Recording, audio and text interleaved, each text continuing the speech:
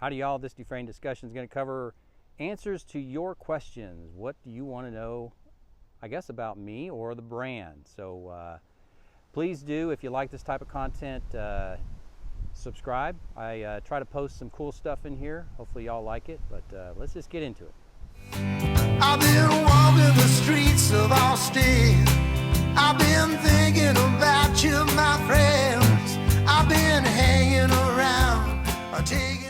Alrighty, y'all. Let's get into it. So I printed some of these out so that I can take a gander down here and read them. So from Gary, and again, thanks everybody for submitting your questions, whether that was through the social story that I sent out or the email campaign that I sent out. I really appreciate it. Some of these are really cool. So why don't more watchmakers use aluminum? It seems like it could be a good material. It's lightweight and strong, comparatively affordable, and just wondered why others don't use it. I can think of a couple that do. And his second question is, have ever thought about using a Cerakote on cases? That's a coloring process. So aluminum, it is lightweight, but you're going to get stainless steel 316L, 904, titanium grade 2, grade 5. Those are going to be your main, kind of materials used on cases. Tried and true, very established, and very good from a wear perspective. Aluminum, it scratches so easily. A lot of folks, maybe some folks don't care about scratches on a case, but some folks do. Corrosion can be an issue on aluminum. So I think it can be used in a kind of a specialized way, but not necessarily to take an entire, like DuFrane, and all of our cases are aluminum. I don't know that that would work very well. But if you look at some old submerged ships that have aluminum components on them, you'll see the oxidization. You'll see the way that it's starting to flake away and it turns white and it just corrodes. So I don't know that it's a good material for any kind of like a diving watch. I don't know the tensile strength of it. I don't know how it compares, in terms of trying to make a 200 meter, 600 meter type depth rating on a watch. So I haven't approached it, but that's my guess why other manufacturers aren't using it en masse, is because it's just probably not the best material for watch case. And then on the Cerakote question, I haven't done that, haven't thought about it. Most of my colorings, if you will, are either PVD or DLC.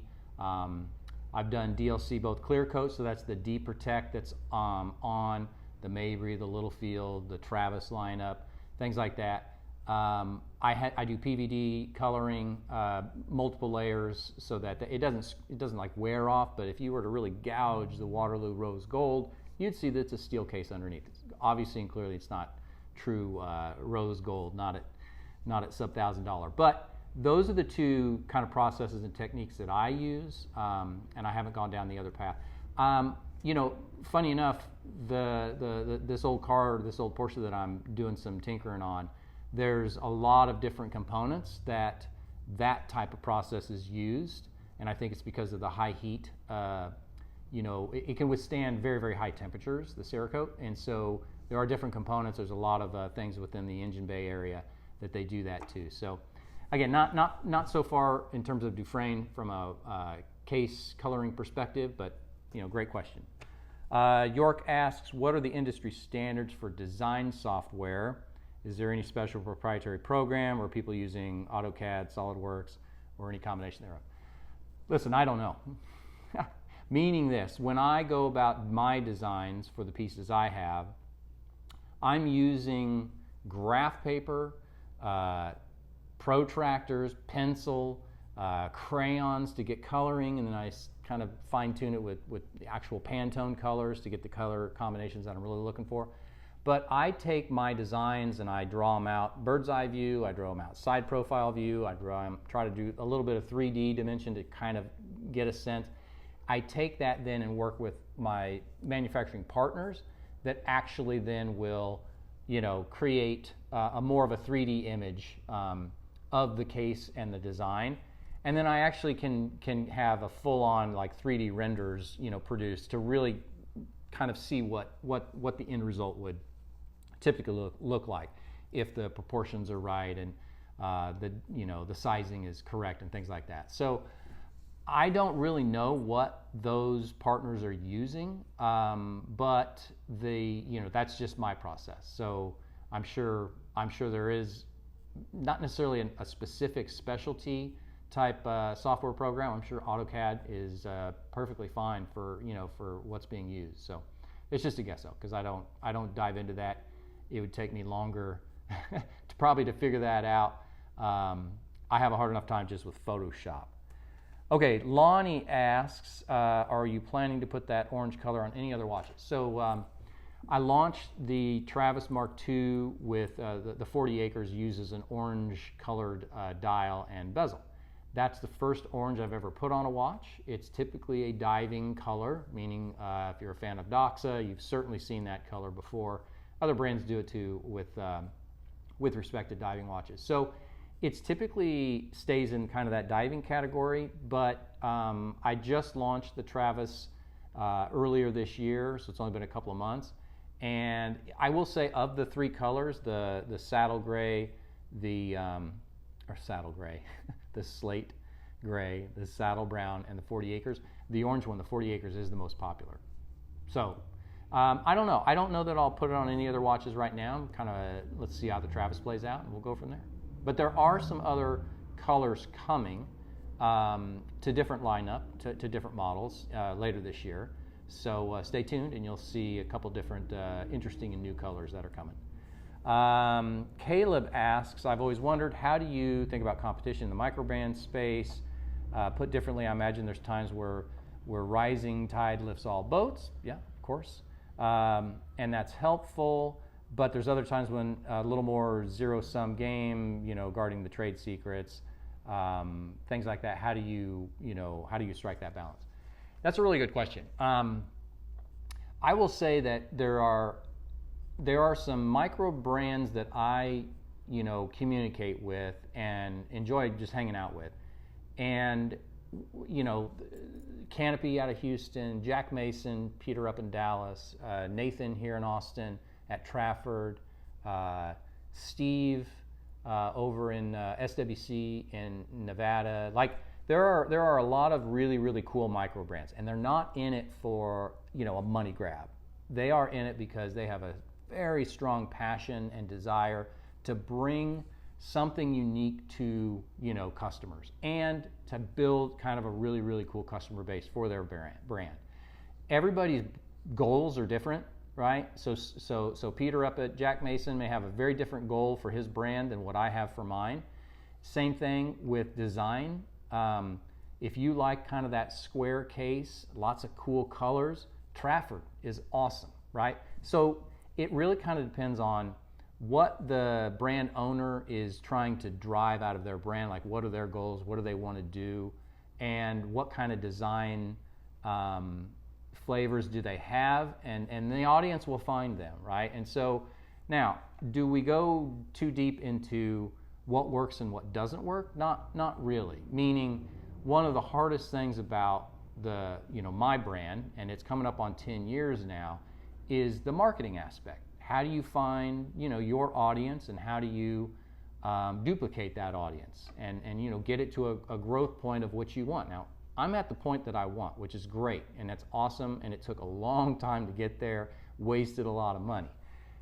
I wouldn't necessarily explain in detail what I found that works and what doesn't work and how I got there. Like, you kind of got to learn that on your own, and nobody's asking those questions of me. But there are times where we'll say this works and this doesn't work within certain respects, or what we found, this color seems to be popular, that color doesn't, right? So it's simple things like that, but nothing too deep into the inner workings of how we got to where we are and what strategies we're deploying to hit these targets. Like I said, I think every brand is different. Every brand has their own goals and their own measurement for success. I produce about 1,000, maybe 1,100 pieces a year. That's all I want to do, and it's because I build and assemble and time and test and regulate each of them. And so I want those types of things to be a part of my brand, part of the identity of my brand. So when you buy a DuFrane piece, you know that that these hands have been on each piece. That's not necessarily what other folks want to do.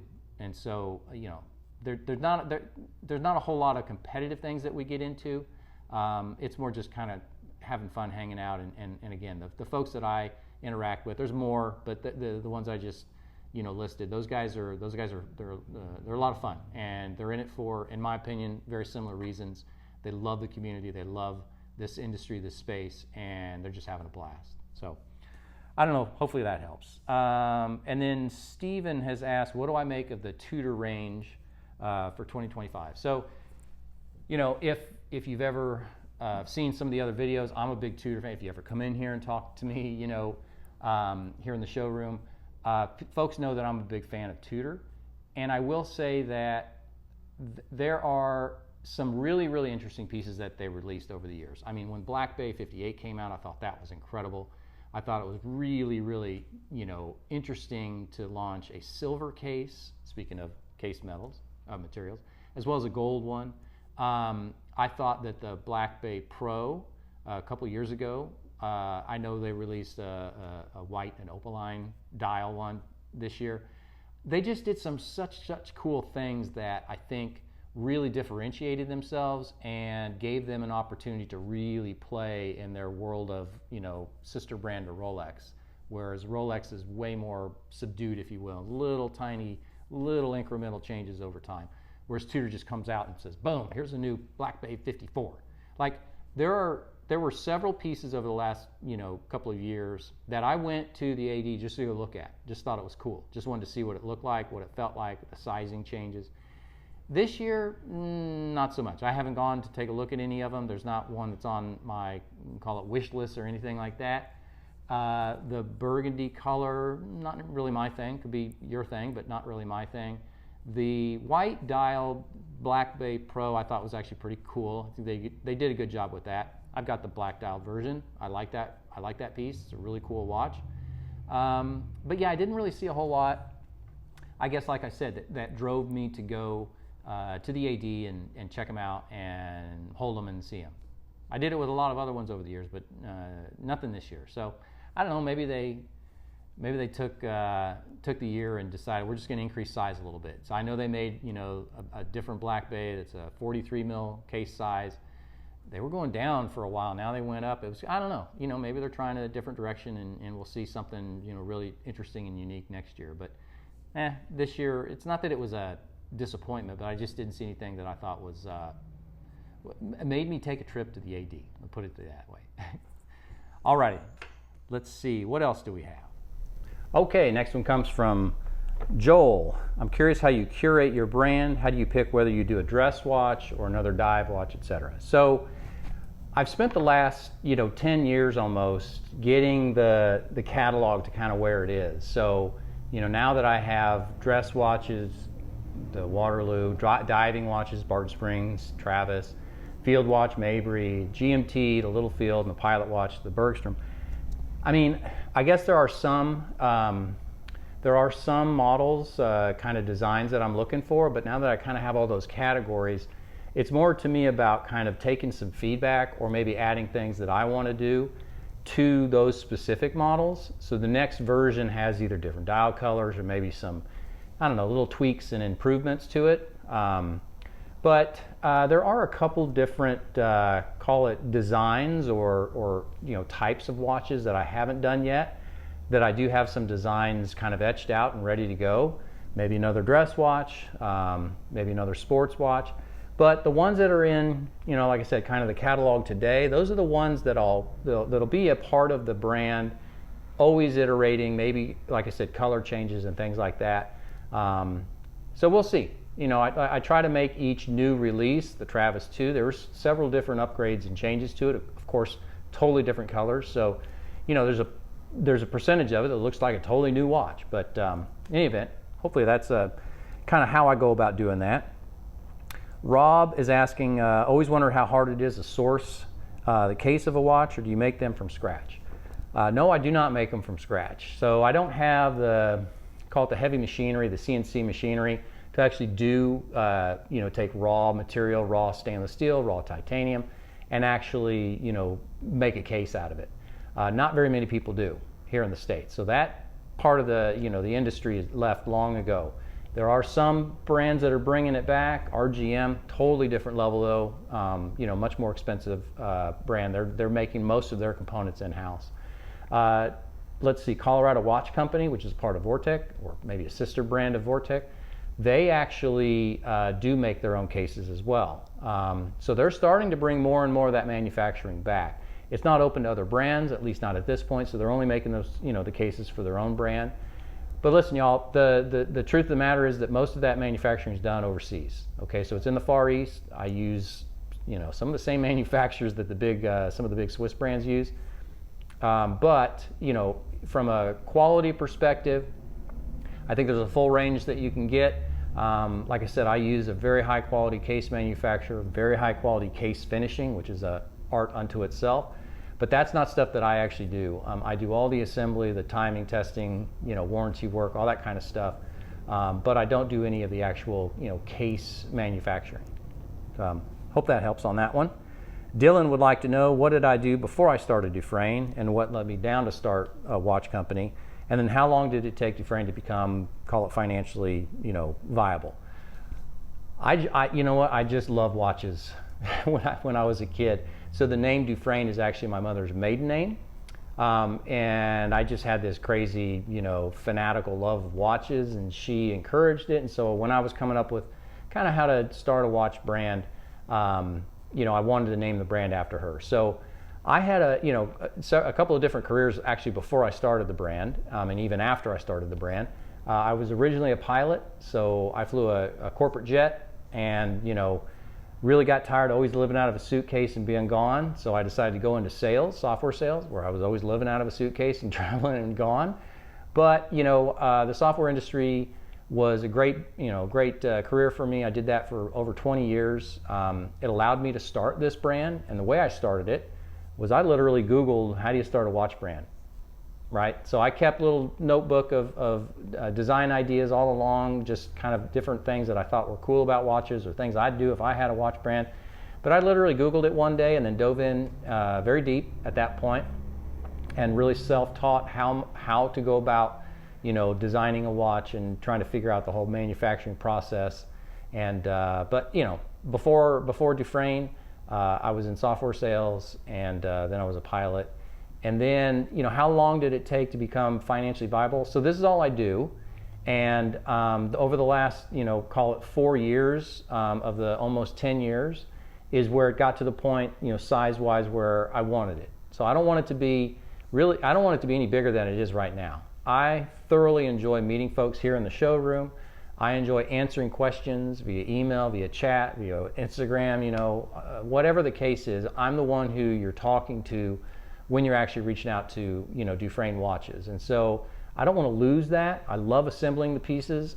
It's almost cathartic for me. I mean, I just sit in my shop and just kind of put some music on and go at it. And, it's very enjoyable for me, so I don't want to lose sight of any of that stuff. I love meeting with folks and talking to them.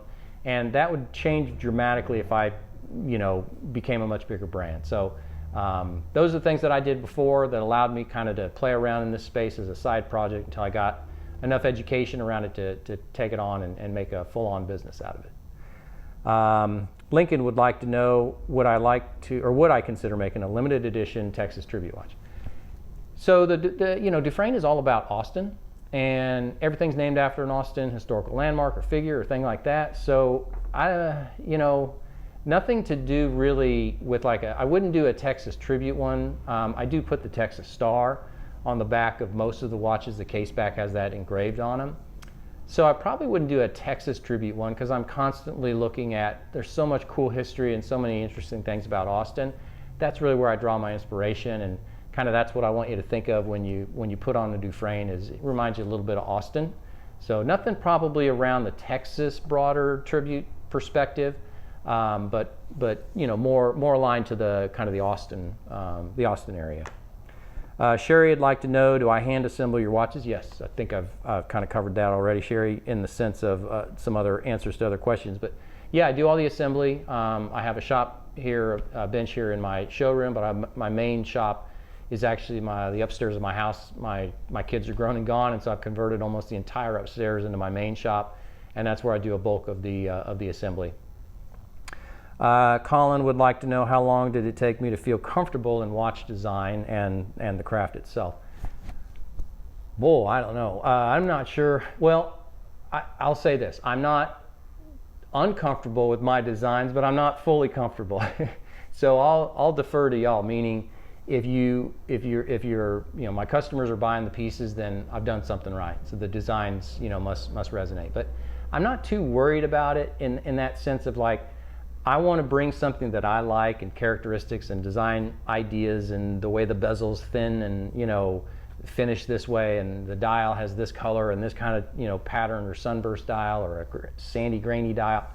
Those design ideas I come up with, and it's because I think they're cool or I like them, and it's not really, I'm not really too uncomfortable with like worrying about whether or not they resonate. Y'all will tell me, and then I'll change direction if that particular color and that model just didn't sell a lot. That I know that's not a very it's not as marketable maybe as what I had hoped it would be. So I don't know. I mean, I'm pretty comfortable with what I've created, and I don't worry too much about being uncomfortable with it, because it's just something I love to do, and hopefully the designs that I make are things that appeal to y'all. And the last one, there's more, but I'm going to stop it here. The last one is Stephen, with a PH though, not the proper way, which is the V. I do kid, obviously. How and where did I learn to make watches? So again, probably a little bit of recount the videos, like YouTube, different online sources. There's all kinds of sources online of different watch specific movement assembly and so forth, even tech drawings from Solita, the factory kind of specs and things like that. Like, I just dove in deep trying to figure out all of the different aspects of a watch brand. The marketing aspect, which is probably the hardest, the production, the quality assurance, making sure that what you make is good quality, the assembly, the timing, how do you regulate a watch? Once you get it cased, how do you make sure that you are regulating it properly, not just timing it to be accurate, but also regulating amplitude and beat error. Like, all of those things I just taught myself, and I just love it so much that it was fun for me, and I'm constantly learning, constantly trying to make better, do better job at those things and more efficient, find a different technique, things like that. So that's how I learn. I just dove in deep. So, all right, I'll stop there. So really, thank you all so much for sending in your questions. I'll do another one of these at some point. I hope that those that, you forgive me if you asked a question I didn't get to, but like I said, maybe I'll do another one and I'll add those to that list. But hopefully pull a little bit of the curtain back and answer your questions. I appreciate y'all reaching out and sending those. If you have any more questions, please either comment below or hit the website, the chat session, email, Instagram. All that's me. So ask away. Happy to help. Thanks again, y'all. Adios.